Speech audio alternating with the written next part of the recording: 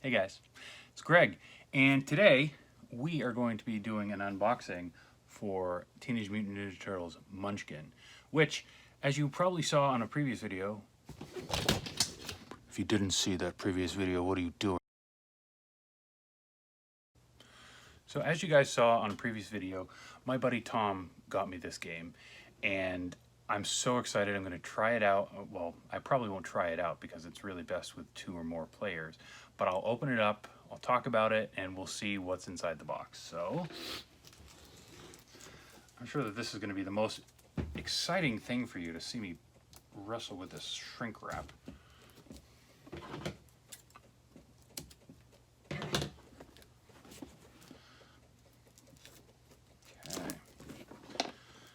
Okay, getting in here, getting some Munchkin action. So, I guess I'll talk about Munchkin as a game. Munchkin is basically an approximation of a tabletop role-playing game where you take the role of a character and you basically try to clear out a dungeon. You go through, you kick down doors, you explore, and sometimes behind there is a monster, sometimes there is something else, like a trap or maybe a small boost of some sort. And what sets Munchkin apart from other games is it actually encourages you to backstab your friends, which is a really fun mechanic, and it has led to a lot of, shall we say, hurt feelings. But as we always like to say when we're playing Munchkin, everything that happens in Munchkin stays within Munchkin. So I personally think that I become a different person when I play Munchkin, where I am actively trying to foil my friends' plans. But again, it's only during the game where I am involved with that. So maybe that makes you want to play with me, maybe that makes you want to not play with me. Not sure. Part of the game. Okay, so Ninja Turtles Munchkin. Let's go ahead and open this up. Okay. Get that set up right over here. Of course, we get the glare. All right. Let's figure out how we can be smarter than a cardboard box. There we go. Now you can see that. Okay, first we have the rule book. Okay, this is really cool. It's got the old style artwork. You know, this is the old, up here, this is the old way that they had the logo for the Teenage Mutant Ninja Turtles. Back when it was just a just a comic book. We didn't get the kind of cool turtle shell design until it became a cartoon. And here we have, I assume that this is Slash. I might be mistaken. It looks like Slash, who I would be familiar from the toys. And I would have thought that this was Splinter, but it looks more like a cat. So I'm not sure what character that is. Oh, lots of rules here. And I think that it's probably going to be better if I just talk to you guys as I open up the game. So, we have character cards. These are character trackers. The game progresses when you try to level up to level 10. You start off at level 1, and your level plus any bonuses that you get from your items, that is how you attack monsters, and that's the primary way that you're going to level up and progress in the game. So it looks as though we have April O'Neil. Before treasure is awarded, look at the top 3 treasure cards. You may return them to the deck in any order or discard them. Okay, so it looks as though, in addition to having awesome characters like April O'Neil, who is the #1 redhead, fight me. Okay, well, it's really a shame that I use my scissors as a way of holding up the box because I really need them. Luckily, I have another pair. So I'm going to carefully try to open up the package. I do not want to damage any of this because this is something that I want to have around for a long time. Not only because it is Ninja Turtles, but also because Munchkin is a great game. Okay, so I assume that these are all going to be hero cards, hero trackers, if you will. And if April has a special ability, I bet they all do. And actually, now I'm stopping and thinking about it, because Munchkin is so much about messing with your buddies and ruining their plans, I really hope that it's downplayed in this particular version, because it just doesn't seem right thematically. If that's it. It seems like you should be doing teamwork. All right, so we have April O'Neil, Casey Jones, a Jose Canseco bat.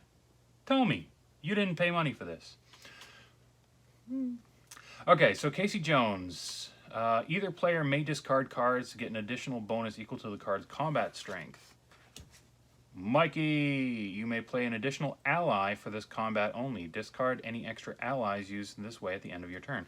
So I'm going to assume that an ally is going to be a special type of card, which is going to give you bonuses. And I assume, based on this, that they're expendable, which we'll see. We have Raphael. Just get a little bit closer on that so you can see it. And Raphael, if you have no allies and are not teamed up with another player, you get a +3 bonus during combat. Donatello. You may draw 1 additional face-up treasure when you defeat the monsters.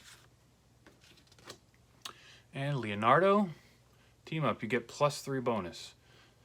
Okay, so what am I talking about here when I'm talking about the bonuses and the cards and all that jazz?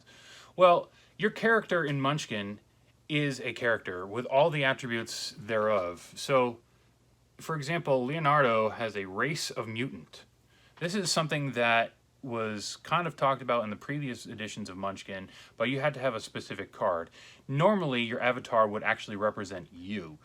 It would be, for example, I would be a human male. And that's how I would stand unless something was played to change that. There were ways to change the gender. There were ways to change, instead of being a human, I could be an elf. I could be a dwarf. Whatever suited me at the time.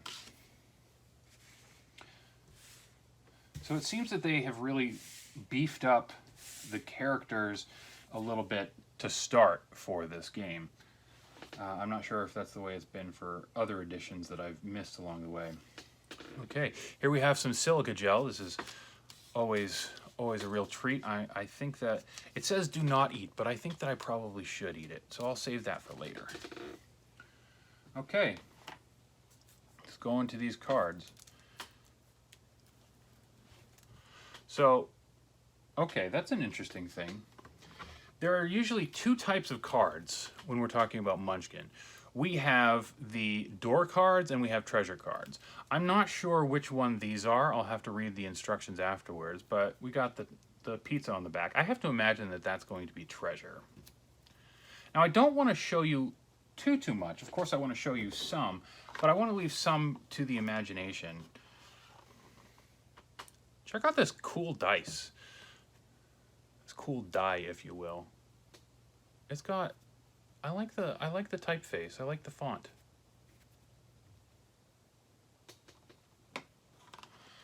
And the box. Okay. I'm gonna open up some of these cards, show you what we got. I really like the art style for this because it is reminiscent of the old comic book, which I give props to the recent resurgence of the comic book, of the original, because it's kind of one of those things, if you don't know where you came from, how can you know where you're going? But perhaps that's for another day. Okay, so this is going to be the door card. It's a manhole cover. So you kick open the manhole, you see what's behind. And this one happens to be a trap card. Like I said before, sometimes you'll face a monster, sometimes you'll face a trap. And when you kick open a door, you have to deal with whatever it is before trying to move on and do anything else. So, trap, end missile, lose all of your equipped hand items. So, you're going to have various treasures that you pick up along the way that are going to give you bonuses. So let's see if I can find one here. Armor. Logically, I only have one body, therefore I can only have one suit of armor. This is for samurai armor. And each one will have certain restrictions or certain flavor text, and you'll be able to decide whether or not you can actually equip it to your character. But you'll get these bonuses.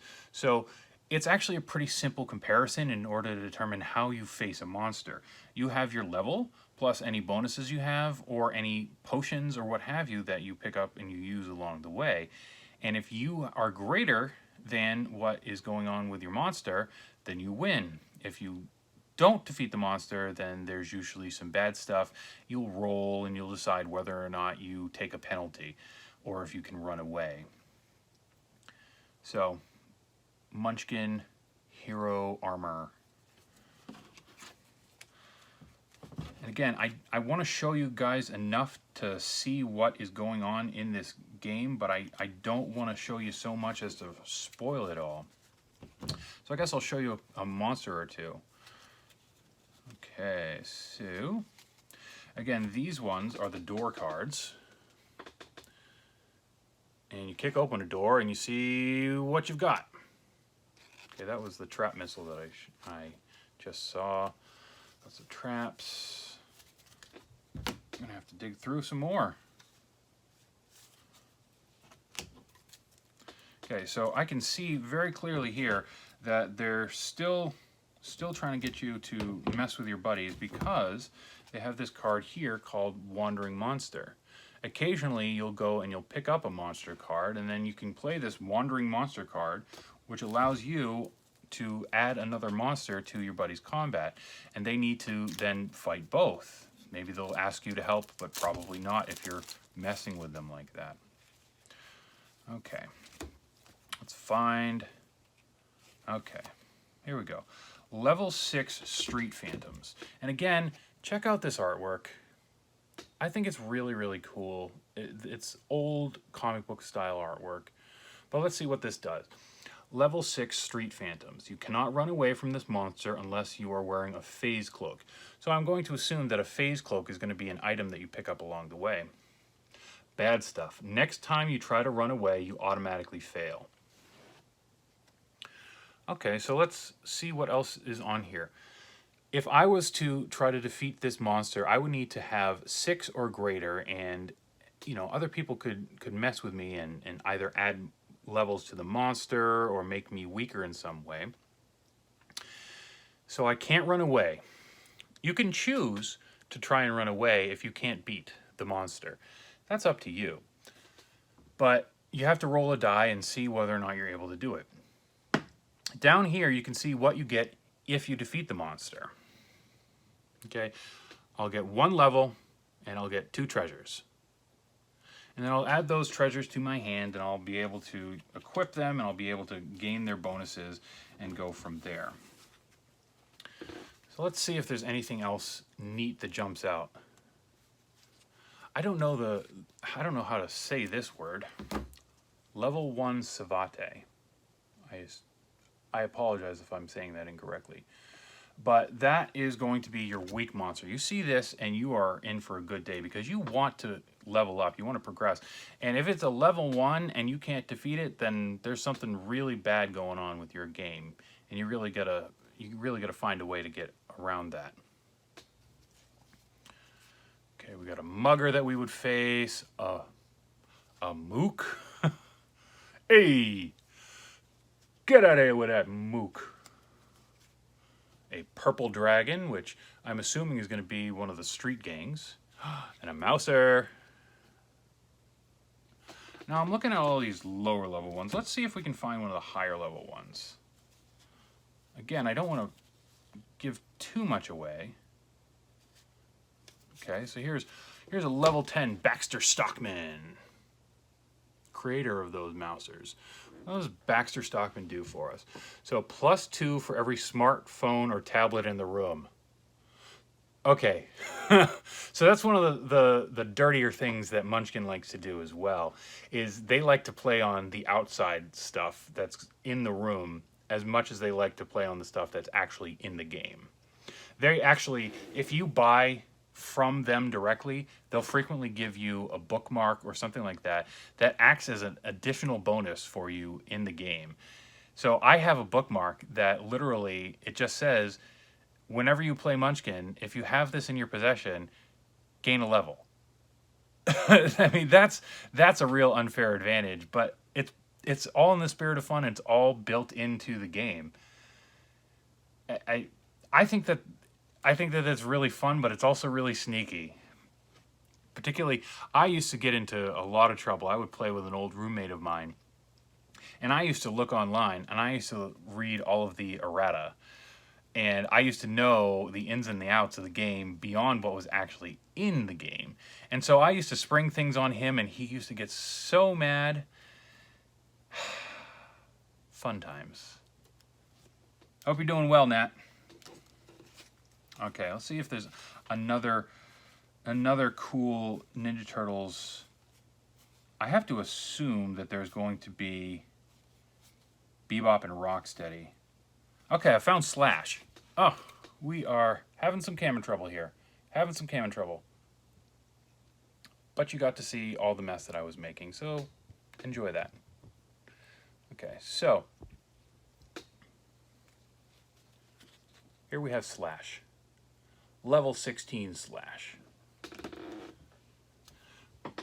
Players may not use one-shots to aid either side in this combat. Bad stuff. Lose all katas, allies, and stances.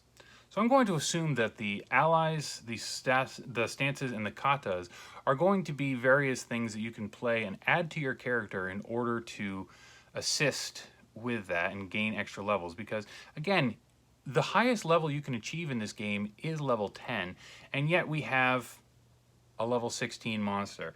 And so obviously you need to have those bonuses like the things in your hands. And you don't know, you might face this as the first thing behind a door, and that's going to wreck you. That's going to be really difficult to defeat. You can't do that if you're level 1 and you have nothing else going for you. So you'd have to run away. And I would say you only face the bad stuff if you fail to run away. Again, you try to run away, and I believe that if you roll a 4 or a 5, you run away and you're scot-free. So you get a 1 in 6 chance, or excuse me, 1 in 3 chance to run away, no skin off your back. Okay, so what do I think of this so far? Well, I'm really excited to see how it all goes together. I haven't seen a ton of the cards, but the artwork is really cool. You know, here's an ally, Commander Dask.